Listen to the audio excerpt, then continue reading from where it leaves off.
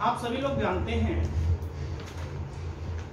कि जो मुस्लिम विवाह है वो एक प्रकार की संविदा है।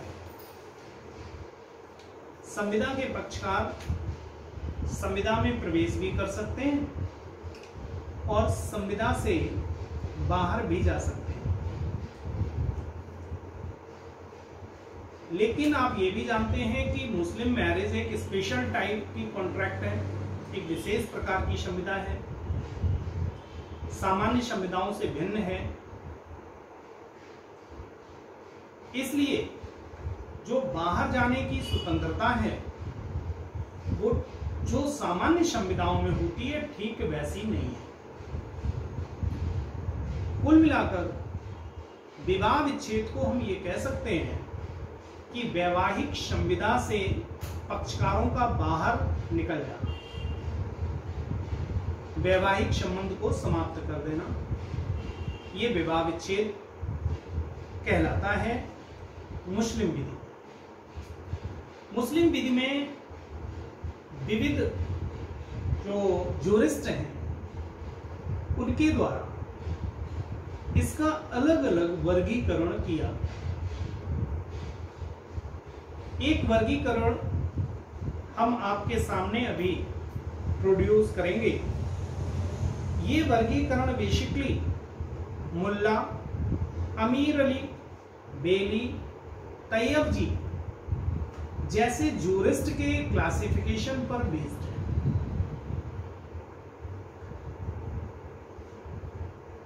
इस्लाम में डिसोल्यूशन ऑफ मैरिज के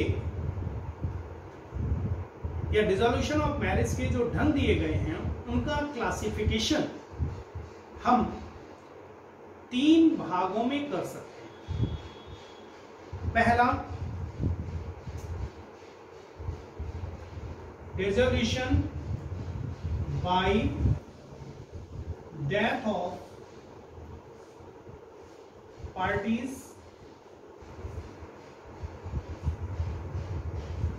dissolution bye death of parties, पक्षकारों की मृत्यु से विवाह का विच्छेद।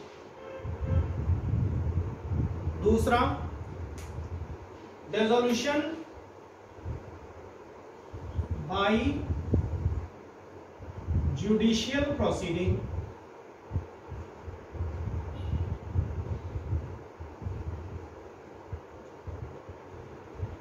न्यायिक कार्यवाही के माध्यम से विवाह विच्छेद। अब ये जुडिशियल प्रोसीडिंग से विवाह विच्छेद और डेथ से विवाह विच्छेद वो तो अन्य धर्मों में भी होता है, मुस्लिम धर्म में भी होता है, तो ये कोई स्पेशलिटी नहीं है।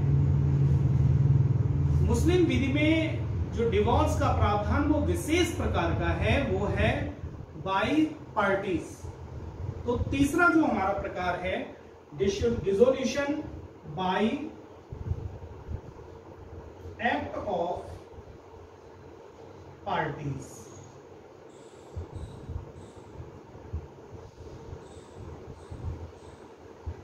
ये 3 वर्गीकरण हम लोग कर सकते हैं।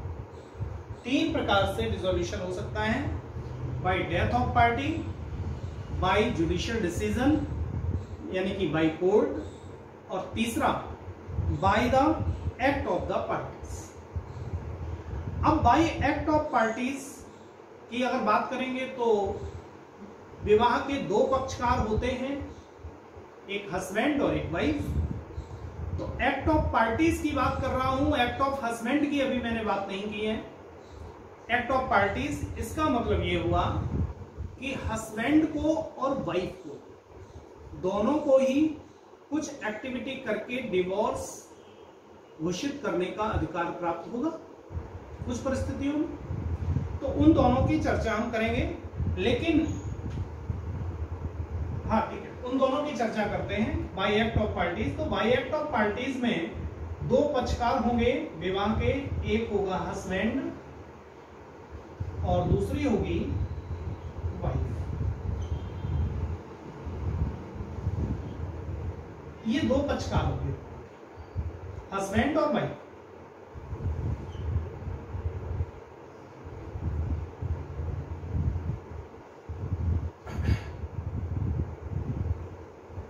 इस्लाम में जो डिवोर्स है वो हस्बैंड के आसपास केंद्रित है। हकीकत तो यह है कि पत्नी को डिवोर्स का कोई अधिकार नहीं है, लेकिन फिर भी मैंने लिखा bye act of parties, bye act of wife. तो बहुत छोटी सी बात एक्ट ऑफ वाइफ में आएगी। मेजर जो पार्ट है वो इन रिस्पेक्ट ऑफ हस्बैंड है। ठीक है, तो बाय हस्बैंड। अब हस्बैंड जो डिवोर्स करता है वो कैसे करेगा? तलाक के माध्यम से। हस्बैंड तलाक देगा।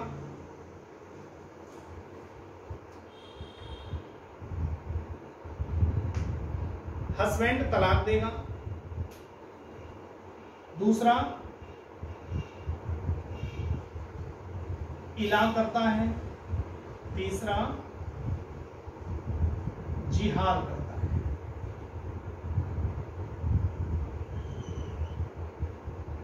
बाय हस्बैंड, तलाक, इला और जिहार, 3 प्रकार का तलाक हस्बैंड के द्वारा दिया जा सकता है। अब इसके बाद बात करेंगे कि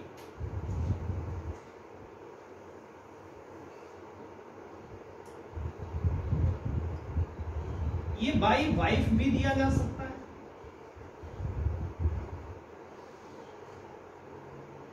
ये पत्नी के द्वारा भी दिया जा सकता है।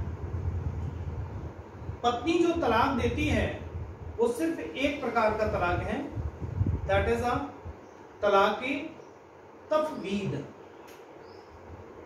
इसको हम कहते हैं तलाक ए तफवीद। तलाक़े तफवीद ये पत्नी करती है। और एक और एक्ट ऑफ पार्टीज में एक और है प्रकार, वो बाय हस्बैंड और वाइफ दोनों करते हैं, तो इसको हम लिखेंगे बाय बोथ पार्टी।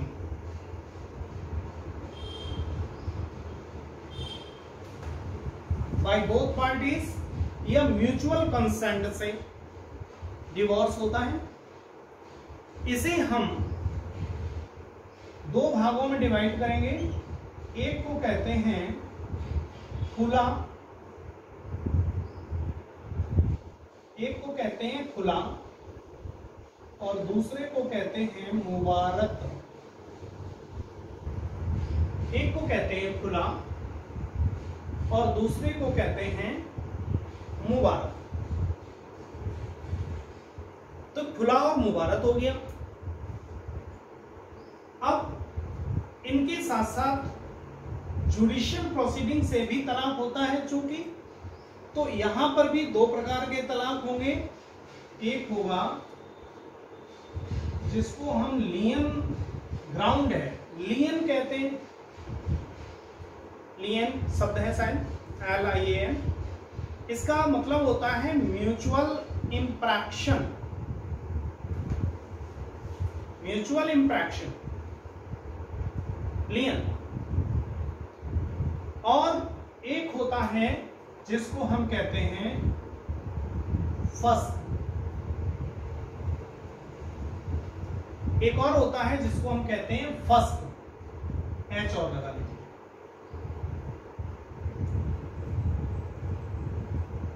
फस्क, फस्क जो है वो मुस्लिम marriage dissolution, Muslim dissolution of marriage act 1937 से गवर्न है। एक्ट ऑफ 1939 मुस्लिम विवाह विच्छेद अधिनियम 1939 से गवर्न होता है, उसको हम लोग कहेंगे फस्क। ठीक है ना। इस अधिनियम में आगे अभी डिस्कस करेंगे, सेक्शन 2 में कुछ ग्राउंड दिए गए होंगे, उन ग्राउंड्स के आधार पर हम जो विवाह विच्छेद प्राप्त करते हैं उसको फस्क कहते हैं। बेसिकली ये विवाह विच्छेद की डिक्री वाइफ के द्वारा प्रोड्यूस की जाती है। तो वाइफ को कुछ अधिकार यहां पर प्राप्त है। तो कुल मिलाकर हमने इस चार्ट के माध्यम से जितने भी प्रकार के तलाक हो सकते हैं इस्लाम में, वो हमने आपके सामने एक एक शब्द में समस्त प्रकार यहां पर प्रोड्यूस किए। डेथ से होगा, बाय जुडिशियल प्रोसीडिंग होगा। जुडिशियल प्रोसीडिंग में दो ग्राउंड दिए, एक लियन एक फस्क। जो लियन होगा उसमें अपनी पत्नी के चरित्र पर हस्बैंड झूठा लांछन लगाएगा, झूठा लांछन लगाएगा, पत्नी के चरित्र पर उंगली उठाएगा और ये उंगली गलत हो। तो ऐसे पति के साथ वो पत्नी कैसे रहेगी जो पत्नी के ऊपर रोज उंगली उठाता हो। ऐसी स्थिति में पत्नी को इस अधिनियम ने हस्बैंड के विरुद्ध विवाह विच्छेद की डिक्री प्राप्त करने का अधिकार प्रदान कर दिया। अब बात आती है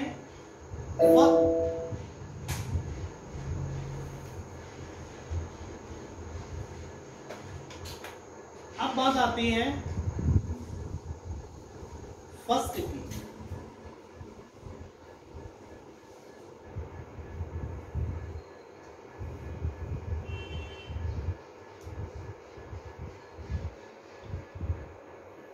अब फस्क की बात आती है तो फस्क क्या है, फस्क के बारे में भी हम लोग थोड़ा सा जानें।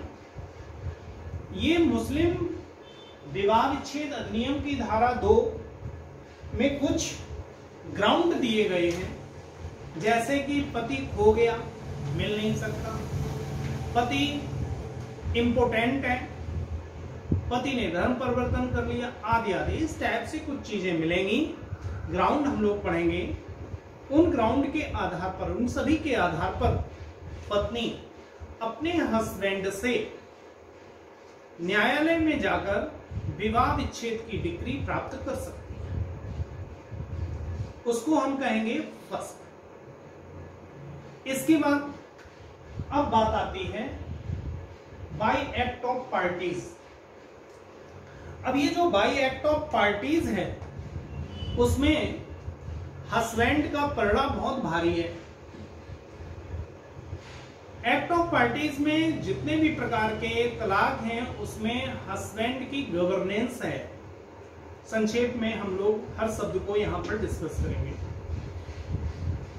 पहला शब्द मैंने आपके साथ डिस्कस किया जो हस्बैंड के द्वारा घोषित किया जाता है, दैट इज द तलाक, जिसको हम तलाक कहते हैं। तलाक ये इस्लाम से ही शब्द हमने यूज करना शुरू कर दिया और अन्य व्यवस्थाओं में भी हम उसको तलाक कहने लगे। बड़ा इजी वे में तलाक बोल दिया जाता है। विवाह विच्छेद कहने में थोड़ा सा दिक्कत होती है, लंबा शब्द है। तलाक कहना इजी है और हम लोग जो इजी शब्द हैं वो बहुत तेजी से अपनी जबान पर यूज करना शुरू कर देते हैं। तो ये तलाक शब्द वहीं से आ गया। अब ये जो तलाक है ये दो प्रकार का होता है। हस्बैंड के द्वारा जो तलाक दिया जाएगा ये दो प्रकार का होगा। एक होगा तलाक उल सुन्नत, एक को कहेंगे तलाक उल सुन्नत। दिख रहा होगा थोड़ा बहुत आपको, जगह हमारे पास कम है इसलिए छोटा लिखना पड़ा है। तलाक उल सुन्नत। अब हमने सुन्नत शब्द यहां पर लगा दिया। इसका मतलब क्या हुआ कि ये ऐसा तलाक है जिसको मोहम्मद साहब की मान्यता मिल गई होगी। सुन्नत शब्द वही सुन्ना है, वहीं से हमने इसको उठा लिया। तो मोहम्मद साहब ने इस तलाक को किसी न किसी प्रकार से अपनी अनुमति दी होगी, तो उसको हम कहेंगे तलाकुल सुन्नत और दूसरा है तलाक उल बिद्दत। तलाकुल बिद्दत जिसको अभी हाल में ही समाप्त कर दिया गया, जिसको दंडनीय बना दिया गया, ये वही है तलाकुल बैन, तलाकुल बिद्दत, ट्रिपल तलाक। ये ऐसा तलाक है जिसे मोहम्मद साहब के जीवन काल में मान्यता नहीं प्राप्त हुई थी, बल्कि मोहम्मद साहब का जीवन काल तो छोड़ दो, उनके बाद इस्लाम का 150-200 वर्ष तक और स्थापित हो चुका था और इस्लाम फैल चुका था, तब तक मान्यता प्राप्त नहीं हुई थी। इसको मान्यता कब मिली? जब जो इस्लाम को रेगुलेट करने का अधिकार आपने कहीं पर डिस्कस किया था, मैंने आपको शुरुआत में ही डिस्कस करवाया था, जब इस्लाम को रेगुलेट करने का अधिकार उमैयद शासकों के हाथ में आ गया, उमैयद शासकों के हाथ में आ गया, ठीक है ना। तो हमने शुरुआत में जब आपको लिखवाया था तो हम आपको इमाम और खलीफा लिखवाते चले जा रहे थे और हमने आपसे कहा था कि खलीफा का पद हसन और हुसैन के मरने के बाद फिर आगे बढ़ाओ, फिर आगे चलकर उमैयद शासकों के कब्जे में आ गया, ठीक है ना, ये दिया था मैंने।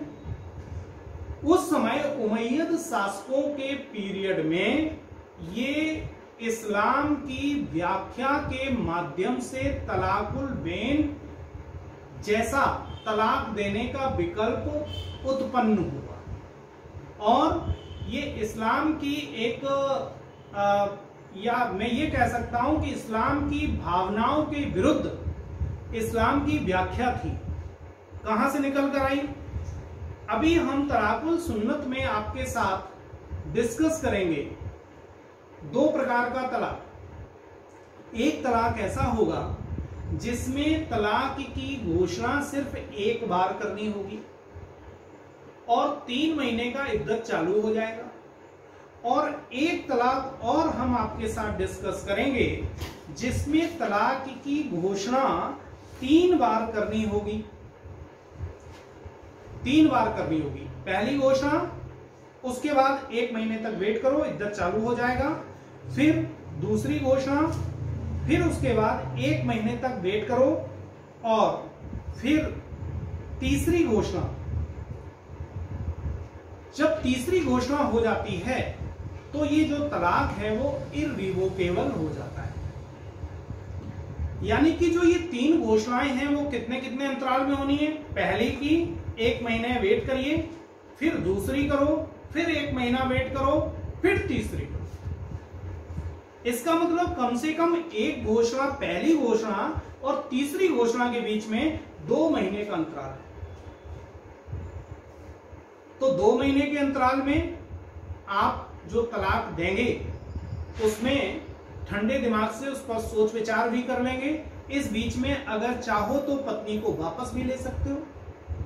लेकिन जो ये उमैयद शासकों के कार्यकाल में तलाक देने की परंपरा तैयार हुई, उनके पास इतना शायद समय नहीं रहा होगा कि इतने दिन कैसे वेट किया जाए, तो इसी 3 घोषणाओं के विकल्प को उन्होंने इंटरप्रेट किया और ये कहा कि ये तीनों घोषणाओं के लिए 2 महीने का समय वेट करने की जरूरत नहीं है, ये एक ही दिन में एक समय में तीनों घोषणाएं की जाकर करके हम क्या करते हैं, तलाक को पूर्ण कर देते हैं। तो उमैयद शासकों के कार्यकाल में ये व्यवस्था डेवलप हुई, तलाकुल बैन आ गया और एक साथ 3 घोषणाएं करके हमने तुम्हें तलाक दिया, हमने तुम्हें तलाक दिया, हमने तुम्हें तलाक दिया, हमने तिहरा तलाक दिया, आदि आदि शब्दों का प्रयोग करके तलाक को घोषित कर दिया जाता था और ये तलाक इररिवोकेबल इन नेचर हो जाता था। यानी कि एक पॉइंट ऑफ टाइम, जितनी देर में आपके साथ डिस्कस कर रहा हूं इतनी देर में हस्बैंड और वाइफ के जीवन का वारा न्यारा हो जाता था और उसके बाद ये कभी भी रिवोक नहीं हो सकता था। अब हुआ क्या कि जब रिवोक नहीं हो सकता लेकिन 2 दिन बाद गुस्सा शांत हो गई, अब ये होने लगा कि ये तो गलती हो गई, जल्दबाजी में काम हो गया, अब क्या करें?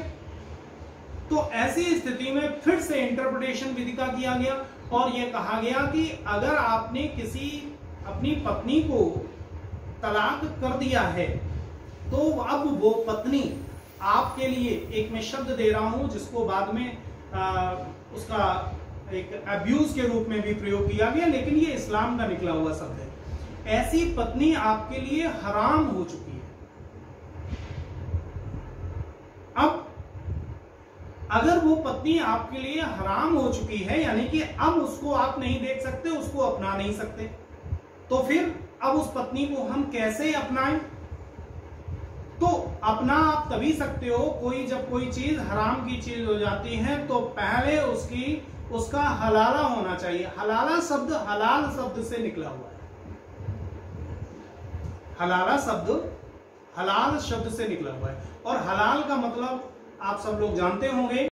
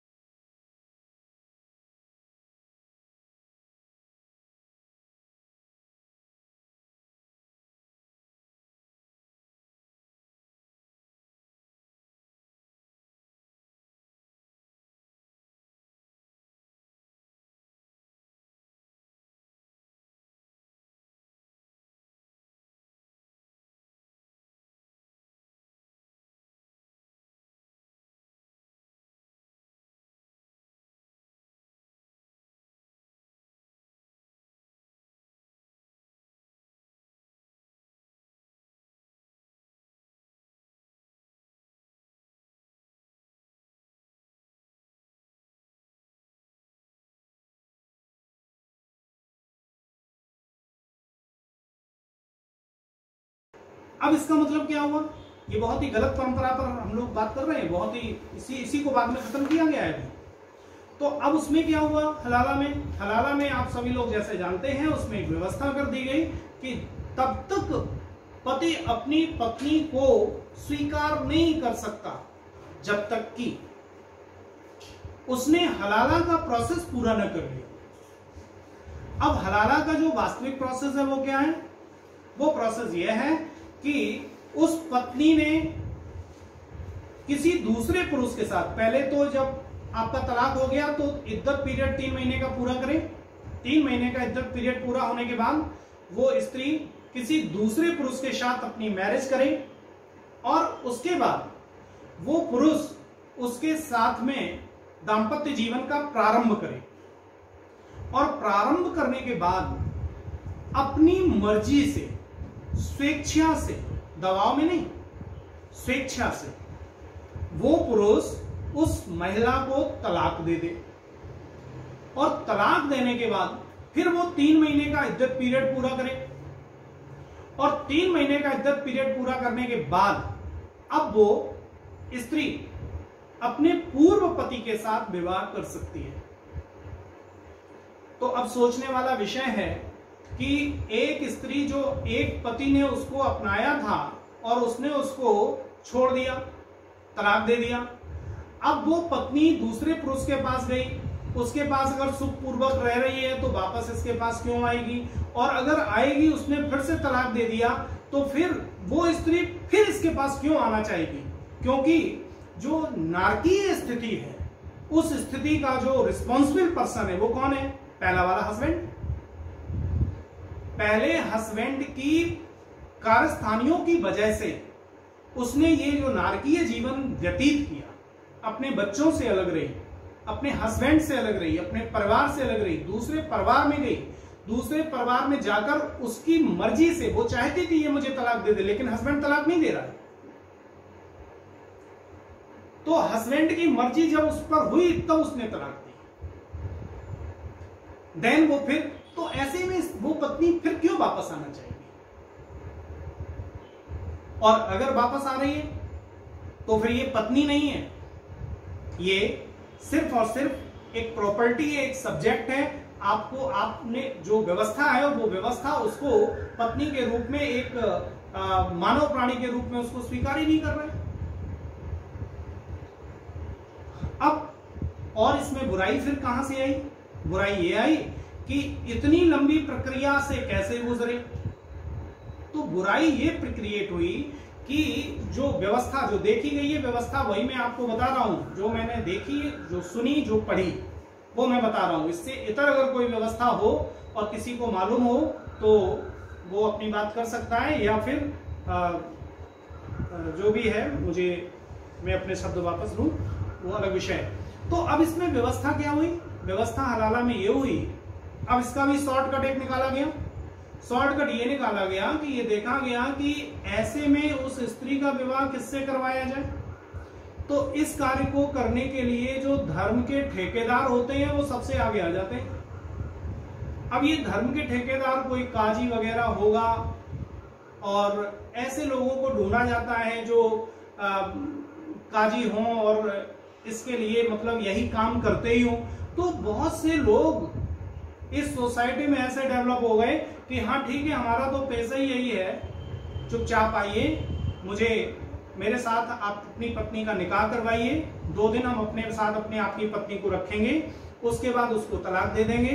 उसके लिए हस्बैंड जाता है, उसको पैसे वैसे देता है काजी को, और पैसे देकर उसके साथ रही, उसके बाद वो तलाक दे देगा, और तलाक देने के बाद 3 महीने का पीरियड फिर से ये लोग गुजारेंगे, और उसके बाद पत्नी फिर से वापस अपने हस्बैंड के पास आ जाएगी। तो कुल मिलाकर ये एक बड़ी विचित्र सी व्यवस्था डेवलप हुई। ये बिल्कुल धर्म की देन नहीं थी। मैं बिल्कुल, यह जहां तक मुझे मैं इस्लाम से परिचित हूं उतनी बात मैं कर रहा हूं, बिल्कुल धर्म की देन नहीं थी, बल्कि धर्म से इतर धर्म की गलत व्याख्या की देन थी। ये पैगंबर मोहम्मद साहब की देन नहीं थी। ये जो कहा जाता है कि हमारा धर्म का विषय है और धर्म अवतरण हुआ है, ये अवतरण हुई किसी चीज का विषय नहीं था, ये उसकी गलत व्याख्या पर आधारित था। राइट? तो इसके बाद वो पत्नी उसके साथ विवाह कर सकती थी। तो ये बात हो गई तलाकुल बिद्दत की। तो कुल मिलाकर अभी जो वर्तमान जो नया डेवलपमेंट है, उस नए डेवलपमेंट में तलाकुल बिद्दत भी समाप्त हो गया और हलाला भी समाप्त हो गई। अब बात आती है इसके आगे की। अब हम बात कर लेते हैं तलाकुल सुन्नत पर। अब ये जो तलाकुल सुन्नत है, ये 2 प्रकार का होता है। एक होता है अहसन और एक होता है हसन। ये 2 प्रकार का है, एक है अहसन और एक है हसन। सबसे बेस्ट तलाक जो इस्लाम में है, जिसे मोहम्मद साहब ने, पैगंबर मोहम्मद ने अपनी परमिशन दी, वो है तलाक अहसन और उसके बाद तलाक हसन। तो सबसे बेस्ट जो है वो है तलाक अहसन, उसके बाद हसन। अब तलाक अहसन क्यों बेस्ट है तलाक हसन से? जो ये तलाक अहसन है, इसमें तलाक की एक बार घोषणा की जाती है। पत्नी के तुहर काल में पति तलाक की घोषणा करता है। इसके बाद पत्नी अपना इद्दत पीरियड चालू कर देती है। अर्थात पति से अलग रहती है और दूसरा विवाह नहीं करती। इद्दत पीरियड लगभग इद्दत पीरियड 28 दिन का होता है, तो 28 मल्टीप्लाइड बाई 3, कुल मिलाकर 3 चंद्रमास या आप मोटा मोटा 3 माह मान लीजिए। 3 लूनर मंथ का इद्दत पीरियड होता है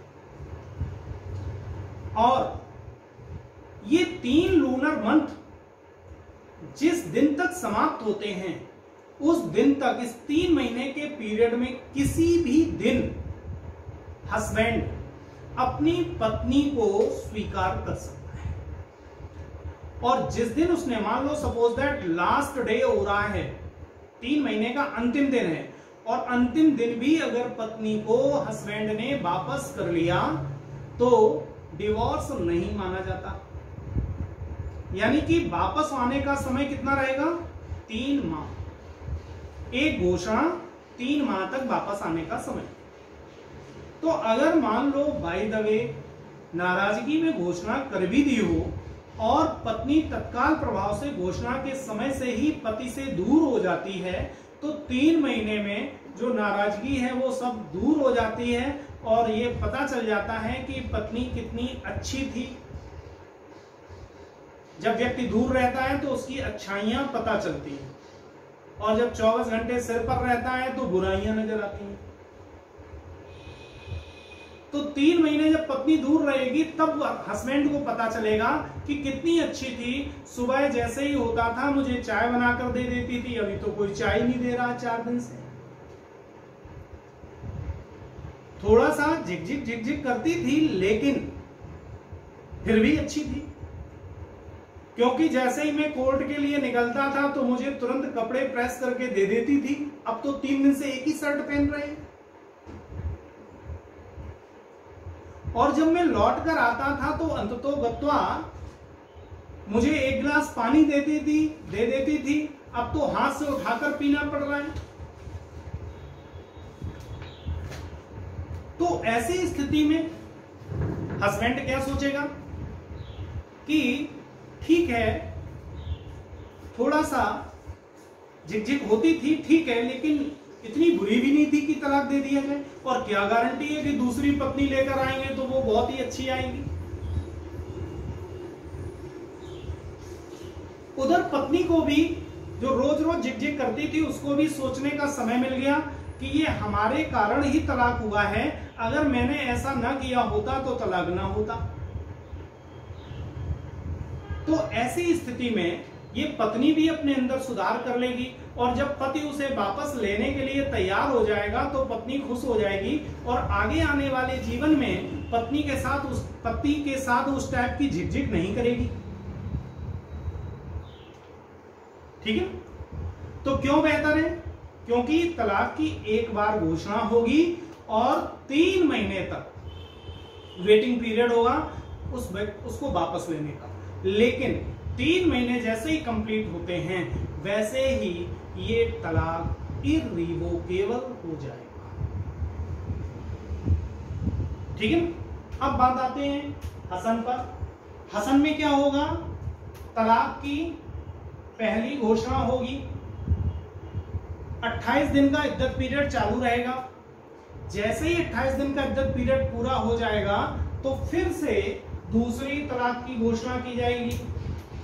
फिर इद्दत पीरियड 28 दिन का चालू रहेगा। जैसे ही 28 दिन का इद्दत पीरियड पूरा हो जाएगा वैसे ही तीसरी घोषणा होगी, और इसके बाद फिर 28 दिन का इद्दत पीरियड चालू हो जाएगा। लेकिन ये पीरियड चलेगा तो 28 दिन तक, लेकिन आपका जो डिवोर्स है वो यहीं पर इर्रिवोकेबल हो जाएगा। इसका मतलब क्या हुआ? एक तो हसन में 3 घोषणाएं होती हैं, इसलिए हसन अच्छा नहीं है। दूसरा, हसन में पत्नी की वापसी सिर्फ 2 महीने तक हो सकती है, और जबकि अहसन में पत्नी की वापसी का टाइम 3 महीने एक घोषणा होती है। तो सबसे जो बेस्ट तलाक है, अगर तलाक का कभी प्रयोग किया जाए तो सबसे जो बेस्ट तलाक है वो कौन सा हो गया? अहसन। और अगर जरूरत पड़े तो हसन का भी इस्तेमाल किया जा सकता है।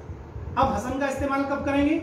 जब तलाक की जब हमने घोषणा की है और उससे पहले संपूर्ण समझौते हो चुके हैं, सोच समझकर घोषणा की है, तो ऐसी स्थिति में ये 3 महीने की जगह 2 महीने में इसे इररिवोकेबल बनाना है अगर आपको, तो फिर 3 घोषणाएं करनी पड़ेंगी, पहली, दूसरी, तीसरी।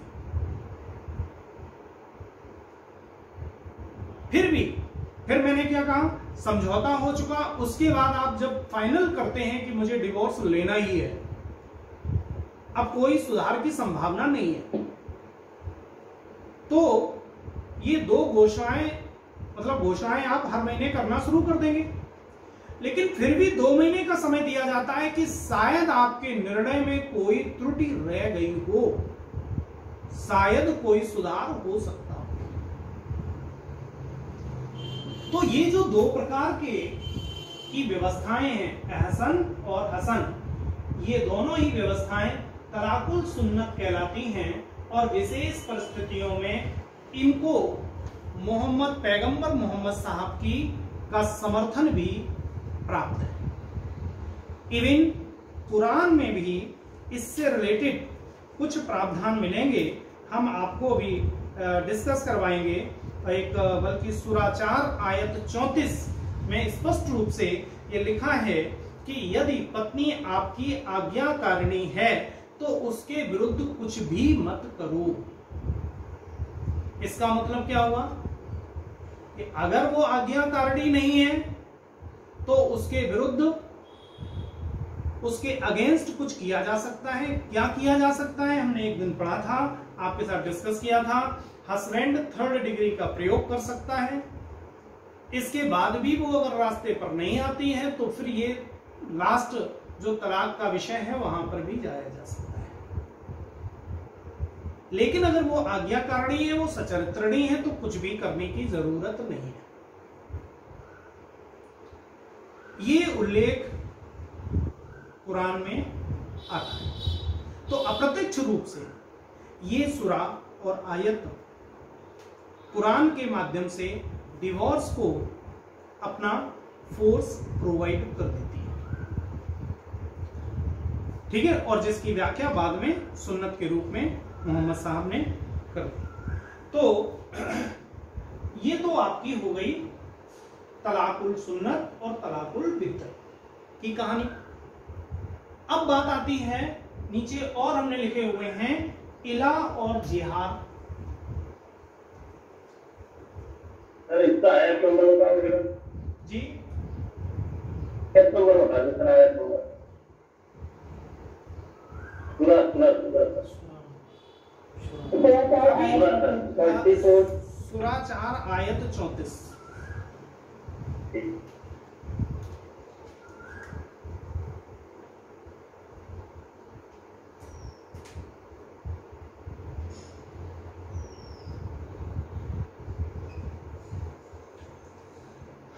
अब इला और जिहाद की बात कर लेते हैं। इला में समझने के लिए समझ लीजिए, बहुत ही सिंपल सा।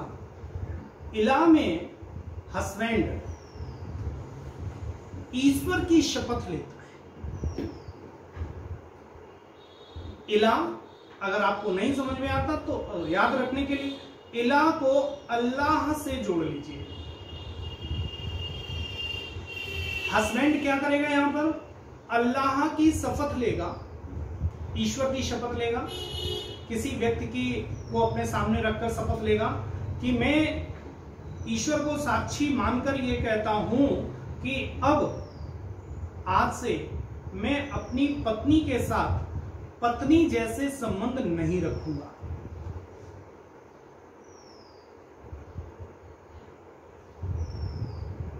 और जैसे ही ये स्वीकार करता है, उसके बाद वो अगर पत्नी के साथ अपने पत्नी जैसे संबंध रखना अस्वीकार कर देता है या नहीं रखता है, तो एक तरीके से जुडिशियल सेपरेशन में चला जाता है, अपने आप को सेपरेट कर लेता है पत्नी से। और ये सेपरेशन लगभग थोड़ा बहुत एक आध अंतर होना चाहिए, लगभग इन दोनों में, इला और जिहार में लगभग 4 महीने का पीरियड रहता है। ये अगर इतने पीरियड तक वो सेपरेशन में अपने आप को रखता है तो उसका विवाह विच्छेद लगभग मान लिया जाता है, लेकिन इससे विवाह विच्छेद होता नहीं है। पत्नी को विवाह विच्छेद की डिक्री प्राप्त करने का अधिकार मिल जाता है। दैट इज द इला। अब बात आती है जिहार की। इसमें क्या करता है कि हस्बैंड अपनी पत्नी की तुलना निषिद्ध संबंधियों के साथ करता है। जैसे कि क्या कहेगा कि आज से तुम मेरी मां समान हो, आज से मैं तुम्हें अपनी मां मानूंगा। अब अगर आपने उसको मां मान लिया तो मां के साथ विवाह नहीं हो सकता। आज से तुम मेरी बहन हो, अगर बहन मान लिया तो अपनी सिस्टर के साथ वो मैरिज नहीं कर सकता। तो इसको हम लोग कहते हैं जिहार। इसका मतलब है हस्बैंड अपनी पत्नी की आपत्तिजनक निषिद्ध संबंधियों से तुलना करता है और इसके बाद जुडिशियल सेपरेशन में चला जाता है।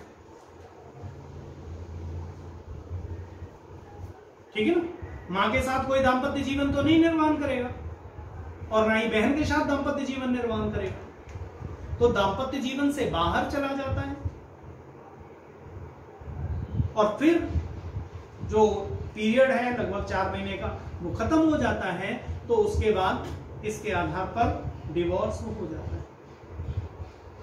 तो ये हो गया इला और जिहार एकदम से संक्षेप में, और टेक्निकल बाद में हम लोग डिस्कस करेंगे।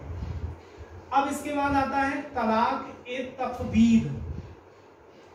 इसको हम डेलीगेटेड तलाक या प्रत्यायोजित तलाक भी कहते हैं। डेलीगेटेड तलाक या प्रत्यायोजित तलाक भी कहते हैं।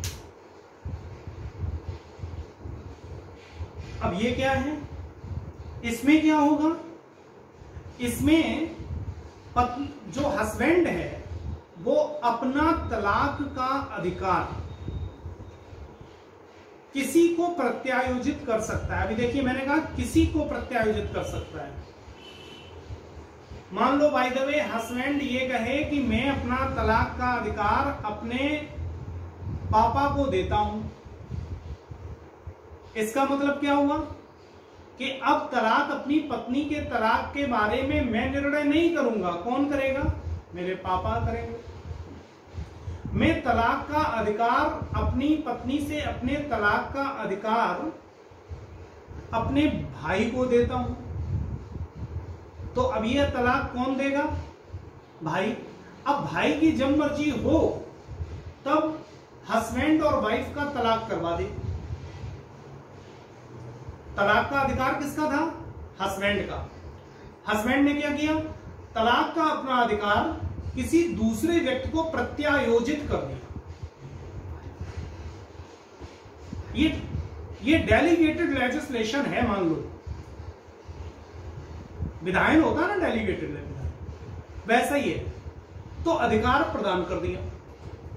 अब आइए, जब ये अधिकार कई कुछ ऐसी भी परिस्थितियां होती हैं जब ये अधिकार हस्बैंड अपनी पत्नी को दे देता है, यानी कि ये पत्नी को भी ट्रांसफर किया जा सकता है।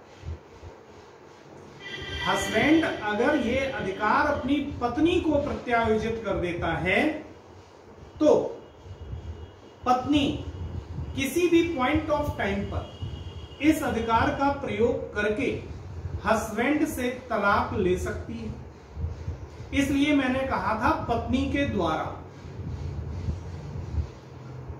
लेकिन ध्यान रखिएगा, हस्बैंड जब पत्नी को यह अधिकार प्रदान करे तो राइट हस्बैंड का है, हस्बैंड क्या करेगा, अपना राइट पत्नी के पक्ष में ट्रांसफर कर देगा।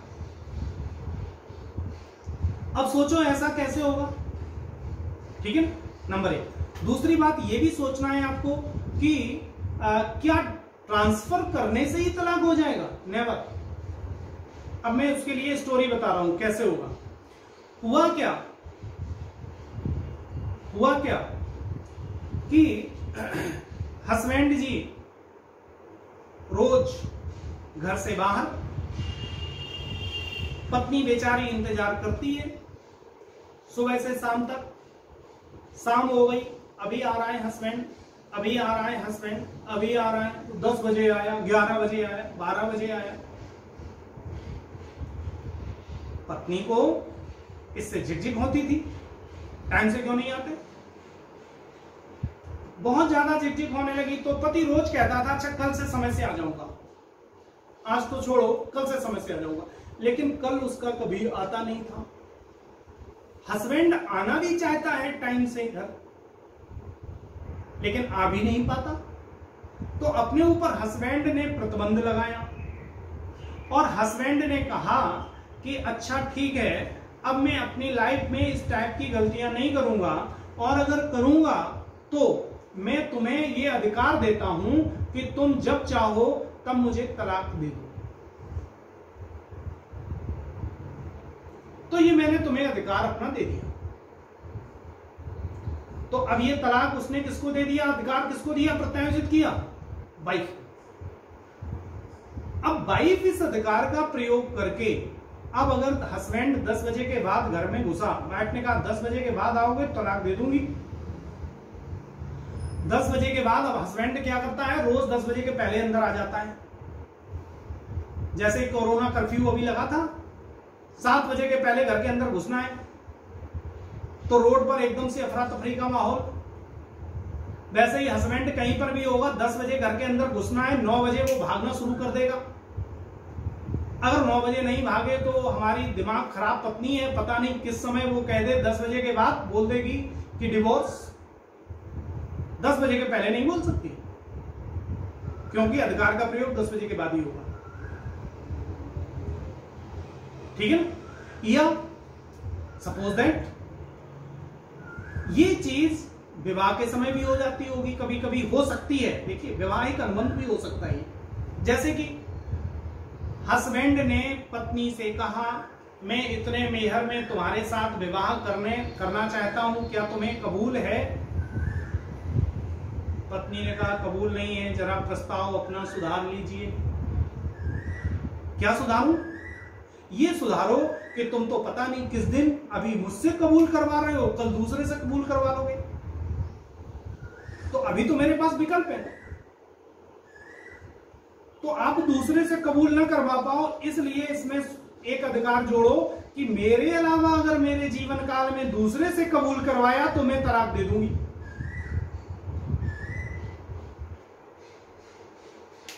तो पत्नी ने उससे अपनी पत्नी को प्रत्यायोजित कर दिया तलाक का अधिकार। उसने कहा ठीक है।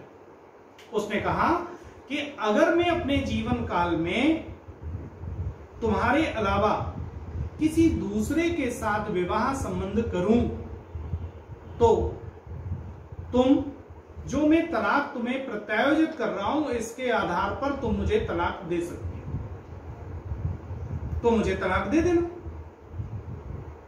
तो ये हो गया प्रत्यायोजित तलाक। अब जैसे ही हस्बैंड दूसरी पत्नी के साथ इजाब और कबूल करेगा तो ये पहले वाली पत्नी उसको तलाक दे देगी, बोलेगी चलो तुम तलाक लो, अब मैं दूसरी जगह कबूल करूंगी।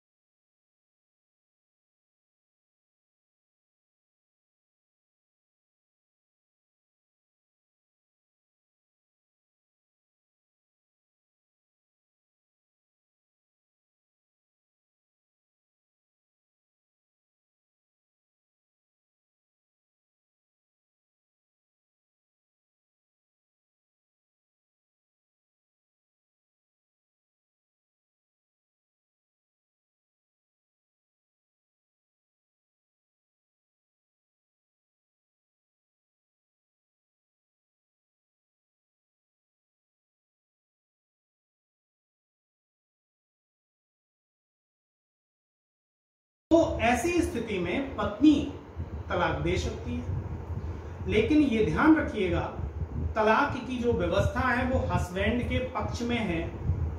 हस्बैंड जो ये अधिकार पत्नी को देता है वो प्रयोग होने से पहले किसी भी समय वापस भी ले सकता है। अगर पत्नी ने उसका प्रयोग कर लिया वापस लेने से पहले तो ठीक, और अगर वापस लेने से पहले प्रयोग नहीं किया तो फिर नहीं।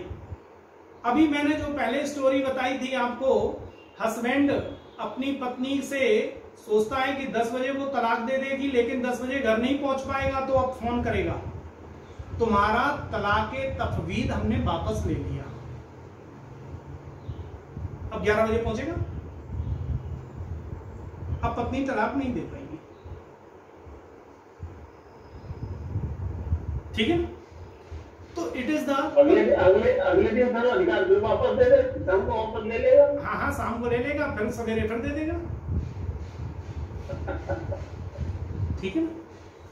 तो इसे हम तलाके तफवीद कहते हैं। तो मैंने ये कहा कि ये तलाके तफवीद जो है वो किसी के फेवर में, ये काजी को भी दिया जा सकता है, ये निर्णय करने का अधिकार काजी को दिया जा सकता है, काजी भी तलाके तफवीद कर सकता है। और अगर पत्नी को दिया गया है तो पत्नी तलाक। तो कहने का मतलब तलाके तफवीद के माध्यम से कोई भी व्यक्ति तलाक करवा सकता है। पत्नी करवा सकती है, पति का भाई करवा सकता है, पति की मां करवा सकती है, पति का पिता करवा सकता है, काजी करा सकता है, जिसके फेवर में ट्रांसफर कर दिया गया, ठीक है। एक और इस्लाम में तलाके तफवीद के माध्यम से ही एक और तलाक उत्पन्न होता है, एक और प्रकार का तलाक है जो मैंने यहां नहीं लिखा, अभी व्याख्या में आएगा। उसको हम कहते हैं सशर्त तलाक, कंडीशनल डिवोर्स। इसकी भी एक स्टोरी है बड़ी सुंदर सी, केस लॉ मिलेगा इस पर, ठीक है ना। तो ये मत समझिएगा कि स्टोरी में ऐसे ही हवा में सुना रहा हूं, केस लॉ है तो इस पर केस लॉ मिलेगा। सशर्त तलाक की बात कर रहा हूं। क्या हुआ, एक हस्बैंड वाइफ दोनों थे, विवाह हुआ, पत्नी आजाद ख्यालों की थी और आजाद ख्यालों की पत्नी होगी तो फिर किट्टी विट्टी पार्टी तो रोज होनी। हस्बैंड गया ऑफिस, पत्नी किट्टी पार्टी, हस्बैंड गया ऑफिस, पत्नी जेड स्क्वायर, घूम घाम के लौट रही है। अब बेचारा हस्बैंड आया लौटकर घर पर लगा ताला, हस्बैंड लौटकर आया, घर पर ताला, क्या करे बेचारा बैठा बाहर, देखा अब आ रही है श्रीमती जी, आई, थोड़ा झुंझलाया, बहुत देर कर दी, ताला खोला, अंदर गए। एक दिन का कार्य हो तो सह लिया जाए, अब तो ये रोज की स्टोरी है। पत्नी ने एक दिन चाबी और दे दी, उसको पकड़ा दी, दूसरी चाबी रखो, ज्यादा खिटखिट मत किया करो, आकर अंदर चले जाया करो, फ्रिज में पानी रहता है, खाना रखा रहता है, खा लिया करो, ठीक है भाई, ये भी कर लेंगे। लेकिन हस्बैंड ऑफिस गया, ऑफिस से घर आ रहा है, तो ऐसे में अगर जब घर पहुंचता है और पत्नी उसको सामने उसकी खिदमत करते नजर ना आए, पानी वानी तो पिलाना ही चाहिए, और अगर पानी वानी ना पिलाए उसको तो थोड़ा सा क्रोध तो आता ही है। ठीक उसी तरीके से जैसे पत्नी को हस्बैंड के देर से घर आने पर क्रोध आता है, वैसे ही हस्बैंड को भी अगर जब घर आता है और पत्नी उसके सामने उसको पानी वानी न दे तो दिक्कत होती है। अब ये बेचारा हस्बैंड तो रोज आता था, पत्नी कामकाजी होती तो ठीक है, ताला खोल के अंदर घुस जाता, लेकिन पत्नी तो किट्टी पार्टी में जाती, आजाद ख्यालों की। तो पति को एक दिन गुस्सा आया, बहुत सोचा उसने क्या करें।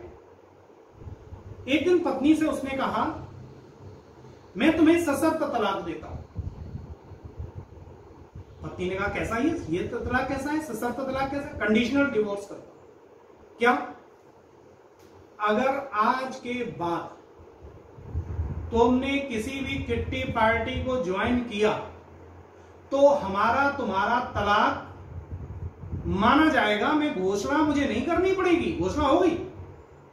शर्त क्या है किट्टी पार्टी को ज्वाइन किया तो तलाक, और नहीं ज्वाइन किया तो कोई बात नहीं।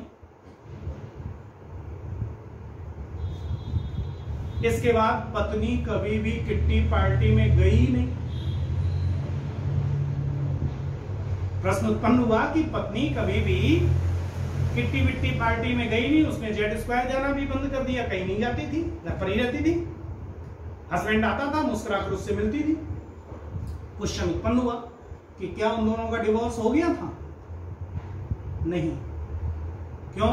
क्योंकि कंडीशनल डिवोर्स था और कंडीशन का उल्लंघन अभी हुआ नहीं था। लेकिन ध्यान रखिएगा, जैसे ही कंडीशन का उल्लंघन होगा या फुलफिल हो जाएगी तो तुरंत अपने आप बिना किसी घोषणा के डिवोर्स माना जाएगा।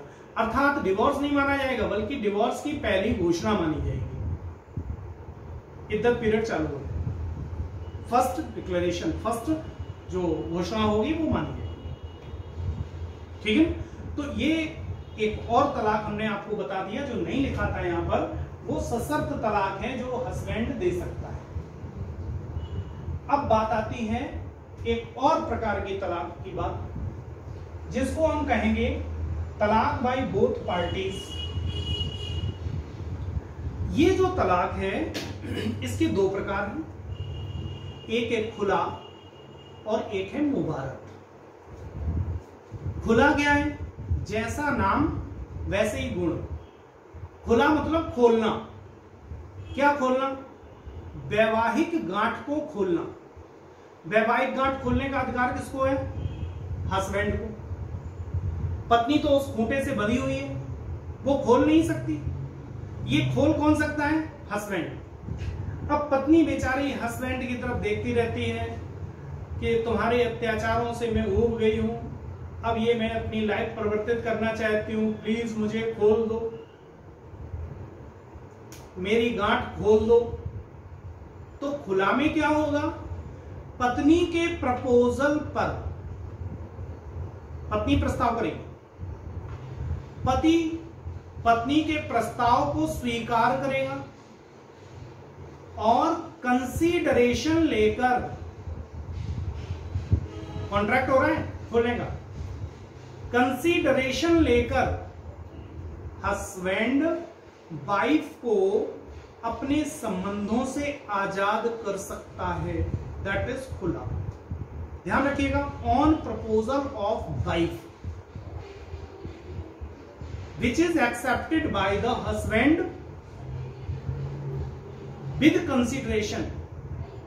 अब कंसीडरेशन यहां पर क्या हुआ? पत्नी यही कह रही होगी, मैं अपना हिवा माफ कर दूंगी, हिवा तुमसे नहीं लूंगी, वो सॉरी मेहर नहीं लूंगी तुमसे, मुझे छोड़ दो। दैट इज द खुला। एक और हमने लिखा है मुबारक। मुबारक क्या है?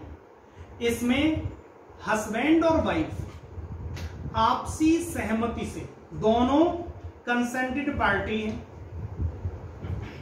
और कंसेंटेड पार्टी होकर विवाह विच्छेद आपसी सहमति से करते हैं। ये ठीक हिंदू विधि का 13B जैसा है। आपसी सहमति से, स्वेच्छा से विवाह विच्छेद। ठीक है, तो आपसी सहमत से। अब आपसी सहमत से जब हो रहा है तो प्रस्ताव किसी के भी द्वारा दिया जा सकता है, एक्सेप्टेंस भी किसी के भी द्वारा हो सकती है। दोनों में फर्क क्या है? खुला और मुबारक में दोनों में प्रस्ताव होता है, दोनों में एक्सेप्टेंस होता है। फर्क यह है कि मुबारक में चूंकि दोनों पक्षकार सहमत होते हैं, इसलिए पत्नी को कंसीडरेशन नहीं देना पड़ता, जबकि खुला में पत्नी को कंसीडरेशन देना होता है। ये क्वेश्चन आपसे पूछा भी जाता है, डिफरेंस बिटवीन खुला एंड मुबारक। ठीक है, तो ये हमने आपके साथ खुला और मुबारक की चर्चा करी। इस प्रकार से इस चार्ट में हमने जितने भी आपको तलाक के प्रकार बताए थे वो हमने आपके साथ डिस्कस कर लिए। यही हम लोगों को आगे इसमें जो पूरा जो डिसोल्यूशन ऑफ मैरिज से रिलेटेड डिस्कशन है उसमें यही प्रकार तलाक के पढ़ने हैं और यही आपसे पूछा जाएगा कि तलाकुल अहसन क्या होता है, तलाकुल सुन्नत, तलाकुल बिद्दत में क्या अंतर होता है, इला और जिहार के बीच में क्या अंतर होता है, और खुला और मुबारक के बीच में क्या अंतर होता है, तलाक़े तफवीद क्या होता है, ये कौन दे सकता है, इसकी क्या कंडीशन होगी, ठीक है ना, क्या इसको रिवोक किया जा सकता है या नहीं किया जा सकता है। तो जो इसका जो डिस्कशन था, लेक्चर पार्ट था, वो हमने आपके साथ अभी कंप्लीट किया।